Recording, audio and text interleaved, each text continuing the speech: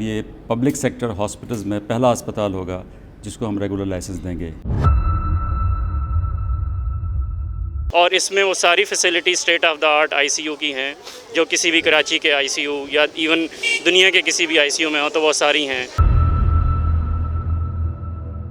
हम यहाँ पर आए इसलिए थे कि हम ये देखें कि आईसीयू फैसिलिटीज़ में, कोविड यूनिट्स में और बाकी सब जगहों पे किस तरह से काम हो रहा है और हम क्या हेल्प कर सकते हैं। लेकिन माशाल्लाह जो सहूलत एक स्टेट ऑफ आर्ट आईसीयू की हो सकती है वो यहाँ अवेलेबल है।